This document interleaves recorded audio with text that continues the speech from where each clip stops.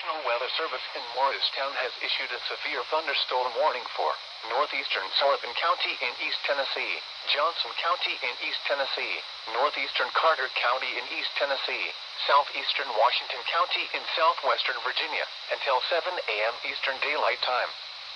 At 6:34 a.m. Eastern Daylight Time, a severe thunderstorm was located 8 miles west of Mountain City, moving east at 45 miles per hour. Hazard, 60 miles per hour wind gusts and penny-size hail. Source, radar indicated. Impact, expects damage to roofs, siding, and trees. Locations impacted include Mountain City, Shady Valley, Laurel Bloomery, Kona Rock, and Damascus.